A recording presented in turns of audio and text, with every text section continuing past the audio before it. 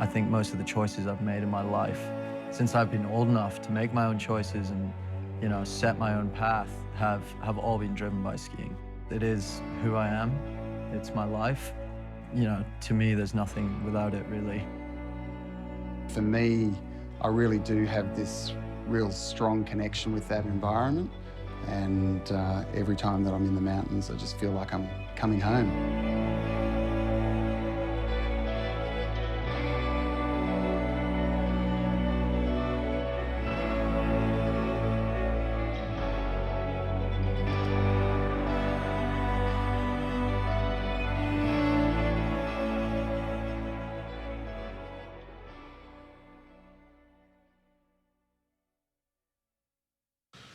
Mate, we're going for a sunrise walk. Just an early one. Early number, Woody, isn't it? Early number. We are looking at 3:45 a.m. Should be on top of Carruthers by about 20 past 5 after this river crossing in the dark. I originally got into skiing backcountry because I wanted to access new terrain and ride bigger, funner features. And throughout the years, I've found that I have become obsessed, and I have a need for, you know, the endurance part of it. Like, I love going out there and fully flogging myself and seeing what my body's capable of. Spicy. It's a good morning wake up, though. Good morning wake up, right, Woody? Good morning wake up, yeah. Lovely. Touring is hard work, and I think to a lot of people it seems like a pretty weird sport to want to walk up hills. A lot of the times you're like, oh, fuck, what am I doing? Why am I doing this? This pack's heavy, whatever, I'm tired, my legs hurt, I'm hungry, etc. When you've got the sun beating down on you, maybe the wind's blowing, maybe it's white out, and yet there's still something within where you're just so content and happy in that moment. To get out there and just be doing it yourself rather than getting a bit of machinery up the hill, it's definitely an awesome feeling. It slows you down. It's sort of like a moving meditation, honestly. For me, getting into the backcountry it's a sense of freedom. So I think the main thing with the Australian backcountry is it's just a miracle that you can ski in Australia anyway. And it's just such an incredible experience to be standing on this little speck of mountain in the middle of this huge flat continent and still being able to ski. It's all going to depend how much everything really warms up. My expectation of the backcountry was it's going to be very mellow. A lot of flats, a lot of rolling hills. I figured it would be quite similar to Scotland.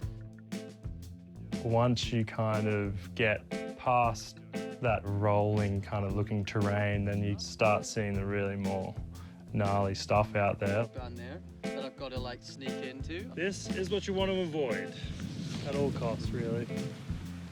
You know, I didn't expect to be skiing big mountain lines in Australia, and I've been skiing big mountain lines all season.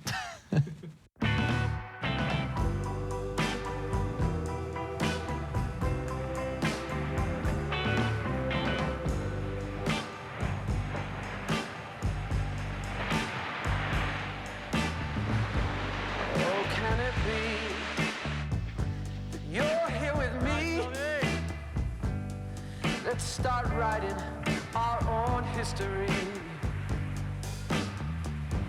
Let's take this road, oh, this winding, winding road. Let's just take the long way home.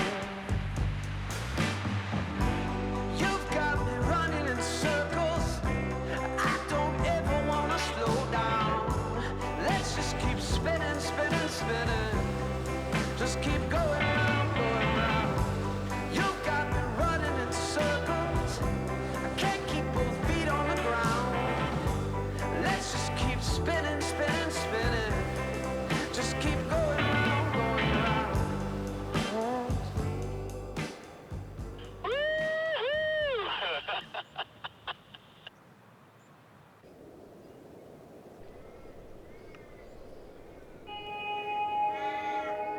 Things have really been changing out here in the Alpine, and we see things change a lot more because it's such a sensitive little environment. I think working and living in the mountains, you're right at the front line of what's happening with climate change. And whether it's here in Australia or overseas, anyone that works in the mountains just seen huge changes over the past 20 years. I started guiding for Threadbow in 2020, one of the years that we had the fastest melt on record. And we were walking across grass to do our backcountry tours, and that really made me think, well, what's going on here?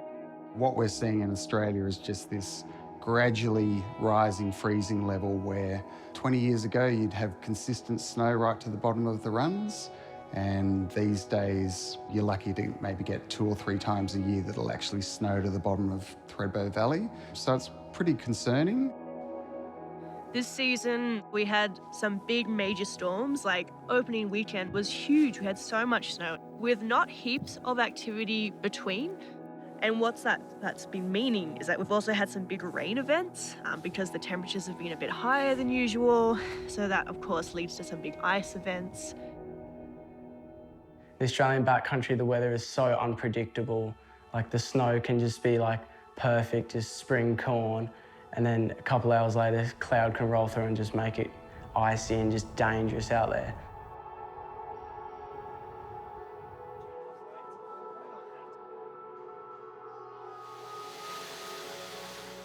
So since COVID's happened, it went from dabbling in backcountry to it's another sport. It's been insane, which is great for the industry, but also not good because so many people are uneducated and they're just going out there and it's putting themselves and other people in bad situations. You hear it all the time, it's safe, you don't need a beacon in Australia. And we know that's just not true. We've seen so many avalanches this year. So MSC, they are the only professional forecast that we get. And I read the forecast every single morning.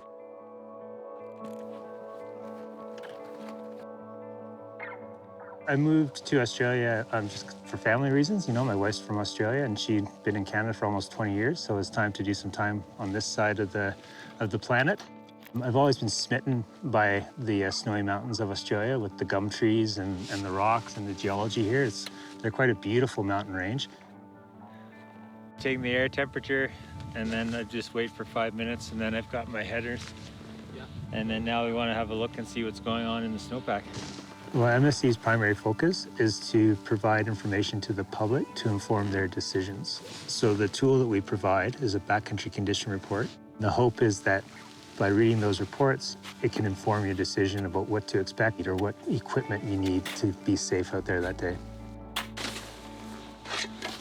See, that was a crust layer. MSC commissioned a little survey a number of years ago. The 3 hazards broke down to people getting caught out by the weather, people getting caught out by the surface conditions, so icy conditions on steep slopes, and then people getting caught out by avalanches. So those are the ones that we focus on. A little bit of new snow on the surface, a 20 centimeter knife melt freeze crust, and then underneath that we have these things that are called wet grains. I'm a really big advocate of getting out with people that know and hiring guides and asking the guide to say, hey, I want to understand. I don't want to just follow you today. I want you to educate me as well. Guiding is awesome and we get to ride pool lines, but I also get the opportunity to educate people about this really fragile area. Every time I take people out here, they are just blown away. It is so beautiful and so special. And you can't come out here without being affected by it somehow. And I know that people care, and as long as people care, we're gonna do everything we can to protect it.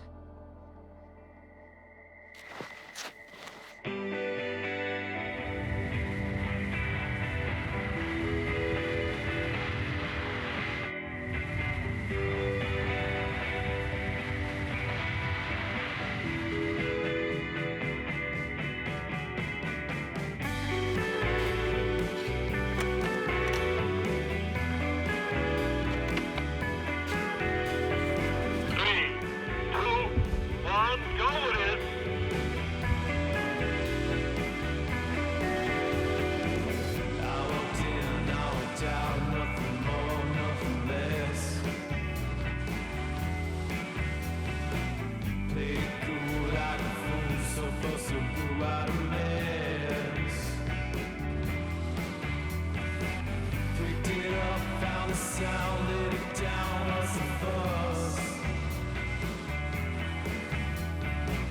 Let me loose, time down, wasting time, what's the rush?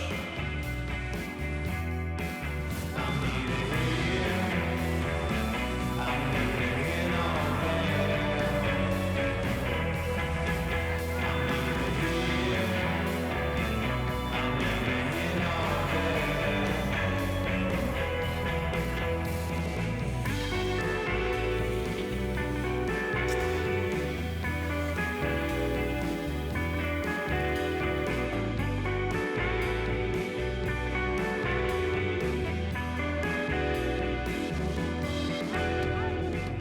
I checked in, I checked out, searching for something more. Yeah.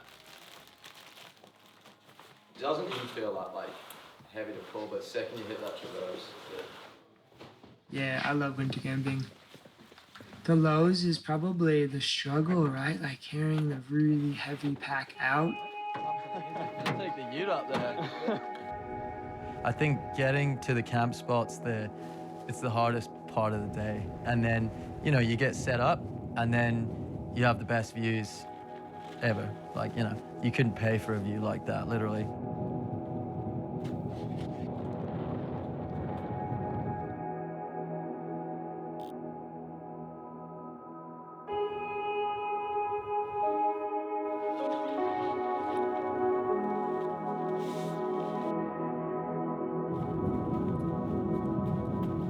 I'm so psyched. It's gonna be so good.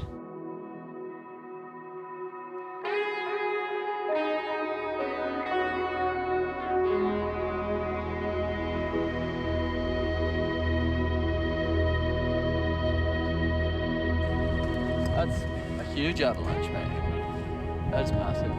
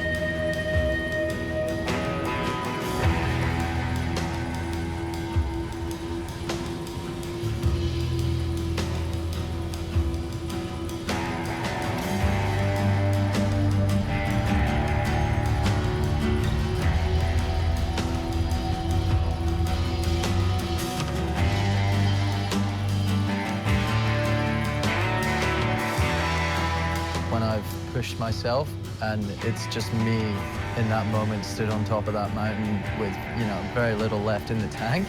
My mind's most clear, like there's nothing else for me to think about.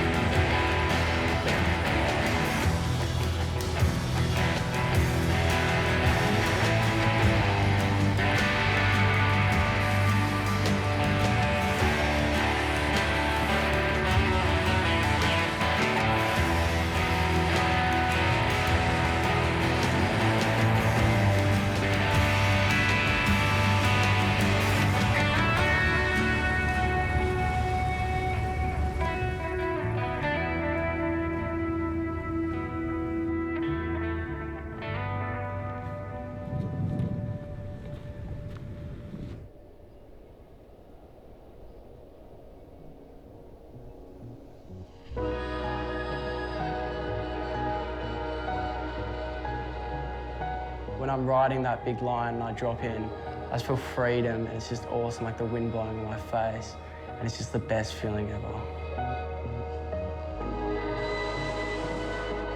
Riding the backcountry is not about being the best skier and having the ability to ski the biggest lines. Being an experienced backcountry user is a very rounded skill set. It's never ending. There's always something that you can continue to push yourself with out there, and I'll probably just keep doing lots of crazy sunrise missions and camping missions, you know, for the rest of my life, because it really makes me happy.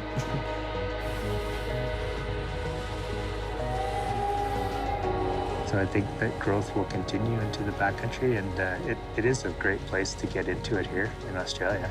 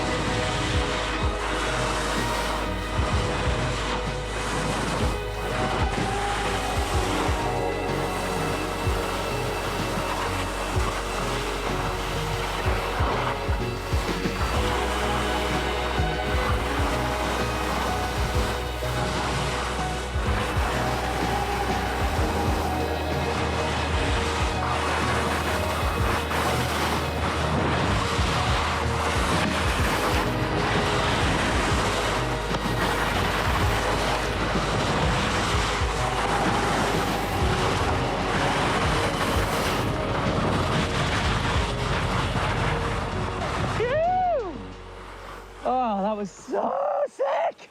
Woo-hoo-hoo-hoo!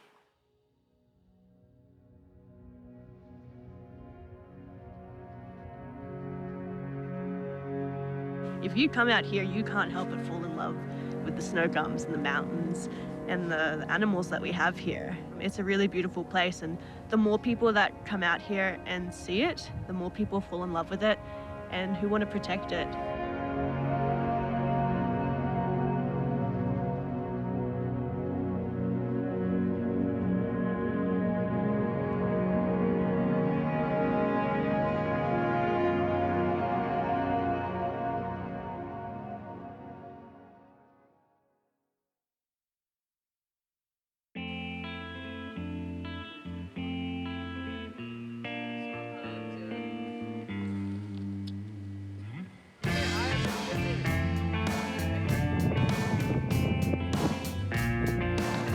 That was good. Didn't even get to compare. Cheers. Cheers. 10 on. Oh, yeah. I got money, money falling out my pocket. I got worries. Oh my